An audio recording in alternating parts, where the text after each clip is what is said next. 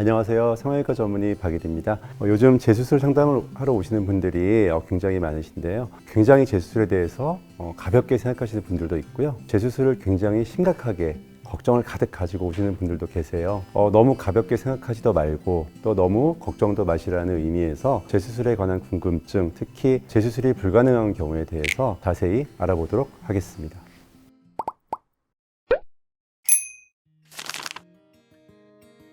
먼저 첫 번째는 눈의 상태가 재수술에 적합하지 않은 경우가 있고요. 두 번째 경우는 재수술은 가능한데 그 수술의 결과가 원하는 결과하고 다르게 나올 수 있는 경우, 쉽게 말하면 수술은 할 수 있는데 원하는 결과가 나오지 않는 경우, 이런 경우는 조금 더 신중하게 생각해야 되는 경우라고 할 수 있습니다. 수술하고 6개월 이내에는 재수술을 안 하시는 게 좋습니다. 이 기간은 흉터가 숙성이 되는 경우라서 수술하기도 힘들고요. 많은 부분은 6개월이 지나는 동안에 그 문제점들이 좋아지기도 합니다. 또 재수술을 여러 번 하신 경우는 6개월이 아니고요. 1년, 2년을 기다려야 되는 경우도 간혹 있습니다. 또 눈의 상태에 관해서 재수술할 수 없는 경우는 피부 절제가 필요한데 피부 여분이 없어가지고 절제를 할 수 없는 경우, 이런 경우도 있고요. 또 눈이 너무 안 감기는 게 심해서 우리가 눈을 더 떠지게 만들거나 이렇게 했을 때 그 안 감기는 게 심해져서 기능적으로 문제가 생길 수 있는 경우, 이런 경우는 재수술을 할 수 없는 상태죠. 이런 경우도 역시 급하게 생각하지 마시고 좀 더 시간을 두고 기다리셨다가 재수술을 해야 되는 경우가 있습니다. 첫 번째는 수술을 했을 때 환자분이 원하는 그 느낌이나 그 원하는 모양이 안 나오는 경우죠. 예를 들면 내가 쌍꺼풀이 조금 작아서 인라인을 가지고 있어서 이걸 아웃라인으로 바꾸고 싶은데 이 눈을 아웃라인으로 만들었을 때 그게 어울리지 않는 눈이라면 환자분이 가지고 오시는 그 보여주는 사진이나 아니면 마음속에 원하고 있는 라인하고는 전혀 다른 느낌의 아웃라인이 나오는 경우가 있거든요. 이런 경우는 수술은 가능하지만 했을 때 모양이 예쁘지 않기 때문에 재수술을 조금 제가 말리는 그런 경우라고 할 수 있습니다. 두 번째는 원하는 디자인으로 수술이 가능한 경우도 있어요. 그렇게 했을 때 기능적으로 어떤 문제가 생길 수 있는 경우에는 재수술을 권하지 않고 있습니다. 재수술을 한 이후에 모양은 내가 원하는 대로 나왔지만 그게 얼마 지나지 않아서 풀릴 확률이 아주 높다든지 눈의 어떤 건조증이라든지 이런 걸 유발할 수 있는 요인이 되는 일이 발생할 게 예측이 된다면 그걸 미리 말씀드리고 가능하면 수술을 하지 않는 쪽으로 제가 이야기하고 있습니다.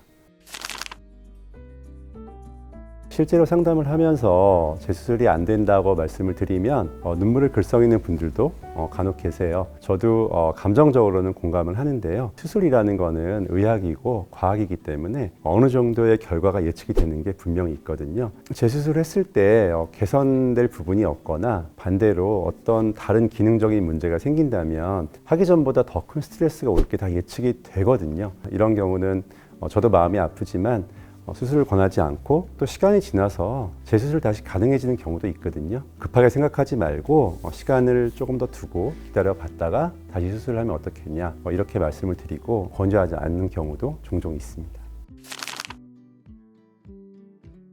제가 기억나는 분 중에 이 쌍꺼풀을 해가지고 풀려갖고 오셨는데 수술 방법으로 매몰법을 고집을 하시더라고요. 근데 눈의 구조상 매몰법을 했을 때는 반드시 풀리는 눈이거든요. 저는 이 눈은 절개법으로만 가능하다, 그냥 그렇게 하시라고 제가 말씀을 드렸는데 그 절개법에 대한 너무 큰 두려움을 갖고 계신 분이었어서 다른 병원에서 이제 비절개법으로 수술을 받으시고 풀려가지고 1년 뒤에 오셔서 저한테 결국은 절개를 받으신 분이 있거든요.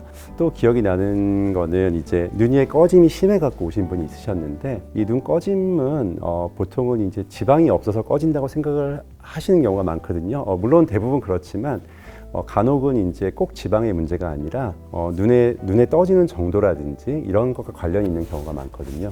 그 꺼짐의 원인이 이 지방이 적어서 꺼졌던 게 아니기 때문에 지방을 넣고 오셔가지고 눈 위가 울퉁불퉁해서 다시 오신 경우도 있었어요. 요즘은 그 인터넷 이런 데 정보가 너무 많아서 어떤 정보에 꽂히면 그냥 그게 맞다고만 생각을 하시는데, 그래서 거기에 수술에 대한 두려움이 같이 합쳐지면 바르지 않은, 옳지 않은 결정을 할 수 있는 경우가 되게 많으세요. 그래서 재수술을 고민하실 때는 이렇게 한 번 더 실패하지 않게 좀 열린 마음으로 상담을 잘 받아보셨으면 좋겠다.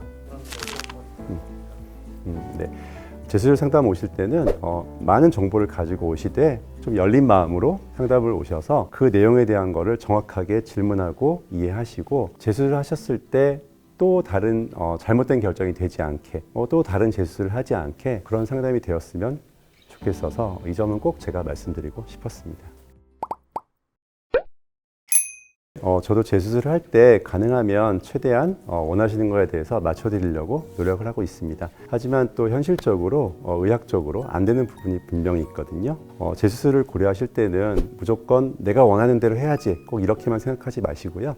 그랬을 때 또 원하지 않는 결과가 나오고 다시 또 재수술로 이어지는 경우가 있어서 안타까울 때가 많습니다. 그러지 않도록 상담하실 때도 꼭 그 부분을 짚고 넘어가셨으면 좋겠고요. 저도 환자분의 최선의 결과를 위해서 계속 노력하겠습니다.